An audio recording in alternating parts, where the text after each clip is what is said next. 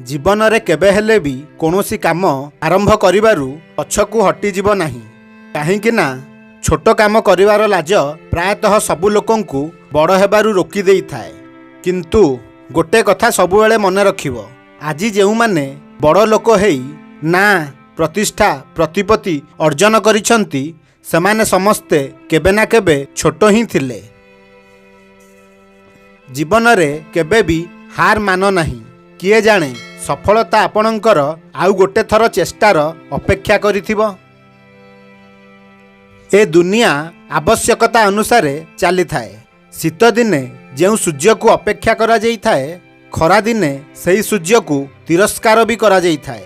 एथिरु आमे जानुछे कि आमर मूल्य सेतेबेले हेई थाए जेतेबेले आमर आवश्यकता पड़ी थाए। सही संपर्क सबुबेले भांगी जाई थाए जो संपर्क को रखिबार चेष्टा केवल गोटे तरफरू ही हेई थाए। मनीष सबुबेले कही थाए कि जदि मो पाखेरे टंका थांता ताहाले मु किछि करिकि देखै थांती, किंतु टंका सबुबेले कही थाए कि तमे किछि करिकि देखाओ तापरे मु तम पाखकु आसीबी। जीवन रे केबे हेले भी काहाकू निज दुर्बलता विषय रे कुहंतु नाही। काहेकि ना समय आसिले सही लोक ही प्रथमे तुम दुर्बलतार फायदा उठेइबो। यह दुनियार प्रकृत सत्य हेई थाए कि जेबे आपण असफल हेबे तो लोक माने आपणको ऊपर हसिबे, आपणकर मजाक उड़ेइबे, किंतु जेबे आपण सफल हेई जिबे तो सही लोक माने आपणको पछरे गोड़ेइबे। एथिपाई जीवन रे केबे भी लोक मानक कथा को ध्यान दियंतु नाही। जिए जहा कहूची कहूथाउ, यह तो समय समयर कथा एवं समय समस्तंकर आसी थाए। यह केबे भी देख ना कि कौन करा जाइछि, सबुबेले यह ऊपर फोकस कर कि कौन करिबा बाकी अछि।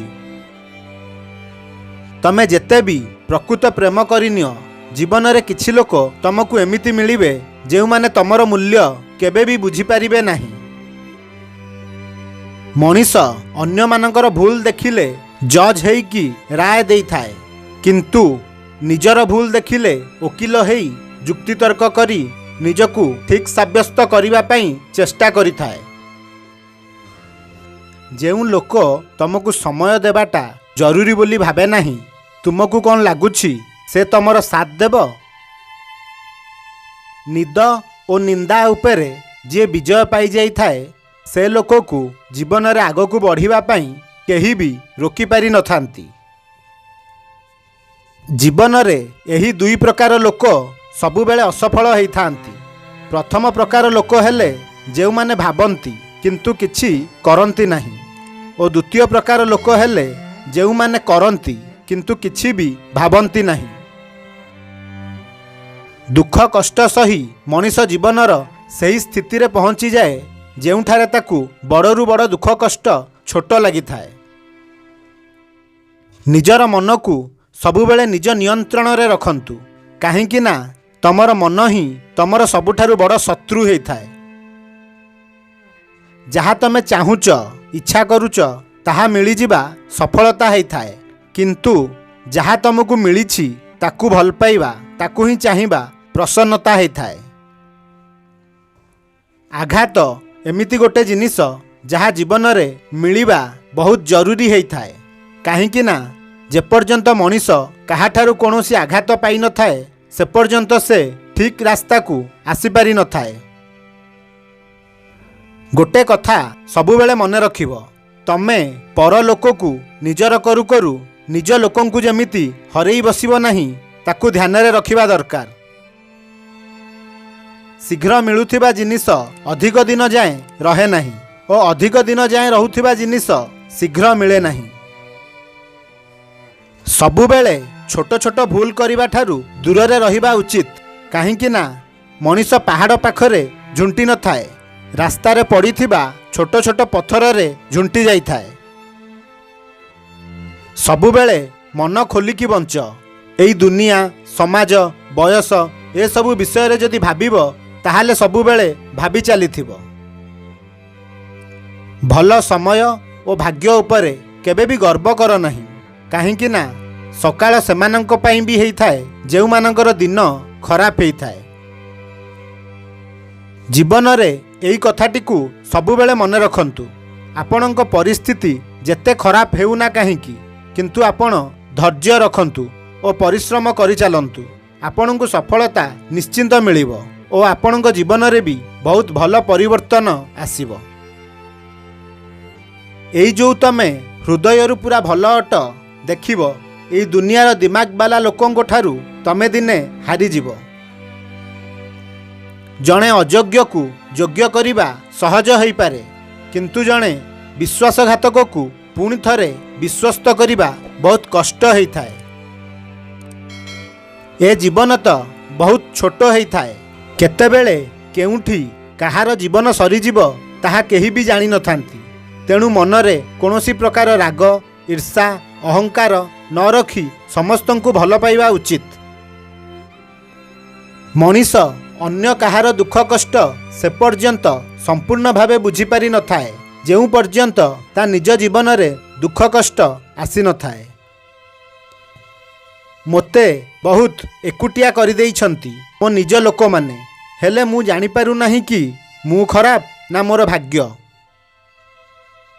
ସମସ୍ୟା ଉପରେ ଫୋକସ୍ କରି ସମସ୍ୟା ବିଷୟରେ ଭାବି ଭାବି ନିଜର ସମୟ, ବୁଦ୍ଧି ଓ ଶକ୍ତି ନଷ୍ଟ କରିବା ଅପେକ୍ଷା ସମାଧାନ ପାଇଁ ଚିନ୍ତା କରିବା ବହୁତ ଭଲ ହୋଇଥାଏ। ଗୋଟେ କଥା ସବୁବେଳେ ମନେ ରଖିବ, ଜୀବନରେ ସବୁବେଳେ ମହତ୍ତ୍ୱ ତାକୁ ଦିଅ ଯିଏ ତୁମର ମୂଲ୍ୟ ବୁଝିପାରିଥାଏ। ଜୀବନରେ ସୁଯୋଗ ସମସ୍ତଙ୍କୁ ମିଳିଥାଏ। ଯିଏ ସୁଯୋଗକୁ ଚିହ୍ନି ପାରିଲା ଓ ତାର ଠିକ୍ ବ୍ୟବହାର କରିପାରିଲା, କେବଳ ସେ ହିଁ ଜୀବନରେ ସଫଳତା ପାଇଥାଏ। ଜୀବନ ବଞ୍ଚିବାର ବାସ୍ ଦୁଇଟି ହିଁ ଉପାୟ ଥାଏ। ଗୋଟେ ହେଉଛି ଯାହା ହେଉଛି ତାହା ହେଇ ଚାଲୁ, ସେ ସବୁକୁ ସହିଯାଅ। ନହେଲେ ଅନ୍ୟଟି ହେଉଛି ତମେ ଦାୟିତ୍ୱ ନିଅ ସେ ସବୁକୁ ବଦଳେଇବା ପାଇଁ। ସ୍ୱପ୍ନ ଏମିତି ଦେଖ ଯେମିତି ତମେ ସବୁବେଳେ ବଞ୍ଚିକି ରହିବ, ଆଉ ଜୀବନ ଏମିତି ବଞ୍ଚ ଯେମିତି ତମେ ଆଜି ହିଁ ମରିଯିବ। ଜଣେ ସଫଳ ଲୋକ ଅନ୍ୟ ଲୋକମାନଙ୍କୁ ବି ସଫଳତା ମିଳୁ ବୋଲି ଚାହେଁ, କିନ୍ତୁ ଜଣେ ଅସଫଳ ଲୋକ ଅନ୍ୟ ଲୋକମାନେ ବି ଅସଫଳ ହୁଅନ୍ତୁ ବୋଲି ଚାହେଁ। ଜୀବନ ବଞ୍ଚିବା ଗୋଟେ କଳା ହେଇଥାଏ। ଯିଏ ଏହି କଳାକୁ ଶିଖିନେଲା ସେ ହିଁ ଜୀବନ ଜିତିଗଲା। ସାରା ଦିନ କଠିନ ପରିଶ୍ରମ କରି ମଣିଷ ସେତିକି ଥକିଯାଏ ନାହିଁ ଯେତିକି ଥକି ଯାଇଥାଏ ମନରେ ଆସୁଥିବା ଖରାପ ଚିନ୍ତା, ନିରାଶା, ଭୟ ଓ ଅସନ୍ତୋଷ ପାଇଁ। ସେଥିପାଇଁ ଏସବୁଠାରୁ ଦୂରରେ ରୁହନ୍ତୁ, ଖୁସିରେ ରହିବେ। ସମସ୍ତେ ପ୍ରଥମରୁ ନିଜର ଭଳି ହିଁ ଲାଗିଥାନ୍ତି, କିନ୍ତୁ ପ୍ରକୃତରେ କିଏ ନିଜର ହେଇଥାଏ ତାହା ସମୟ ନିଶ୍ଚିନ୍ତ ଭାବେ ଜଣେଇ ଦେଇଥାଏ। ଯଦି ତମେ ତମ ଜୀବନକୁ ତମ ନିଜ ମନ ମୁତାବକ ହିସାବରେ ବଞ୍ଚିବ ନାହିଁ, ତାହେଲେ ଅନ୍ୟ ଲୋକମାନେ ତାଙ୍କ ନିଜ ମନ ମୁତାବକ ହିସାବରେ ବଞ୍ଚିବା ପାଇଁ ତମକୁ ବାଧ୍ୟ କରିବେ। ଜୀବନରେ ଆମେ ଯାହା ଚାହିଁଥାଉ, ଯାହା ଇଚ୍ଛା କରିଥାଉ, ତାହା ଆମେ ସବୁବେଳେ ପାଇନଥାଉ, କିନ୍ତୁ ଆମେ ବେଳେବେଳେ ଏମିତି କିଛି ପାଇଥାଉ ଯାହାର କଳ୍ପନା ଆମେ କେବେ ବି କରିନଥାଉ। ଯେଉଁଭଳି ଭାବେ ସୂର୍ଯ୍ୟ ଅସ୍ତ ହେଲା ପରେ ଆକାଶର ରଙ୍ଗ ବଦଳି ଯାଇଥାଏ, ଠିକ୍ ସେମିତି ଦୁଃଖ, କଷ୍ଟ, ଅସୁବିଧା ସମୟରେ ନିଜର ଲୋକମାନେ ମଧ୍ୟ ବଦଳି ଯାଇଥାନ୍ତି। ଏ ଦୁନିଆରେ ସବୁଠାରୁ ବଡ଼ ସମ୍ପତ୍ତି ହେଉଛି ବୁଦ୍ଧି, ସବୁଠାରୁ ବଡ଼ ଅସ୍ତ୍ର ହେଉଛି ଧୈର୍ଯ୍ୟ, ଆଉ ସବୁଠାରୁ ବଡ଼ ସୁରକ୍ଷା କବଚ ହେଉଛି ବିଶ୍ୱାସ। ଜୀବନରେ ଖରାପ ସମୟରେ କିଛି ଲୋକେ ନିଜେ ଭାଙ୍ଗି ପଡ଼ନ୍ତି ତ ଆଉ କିଛି ଲୋକ ରେକର୍ଡ ଭାଙ୍ଗି ଦେଇଥାନ୍ତି।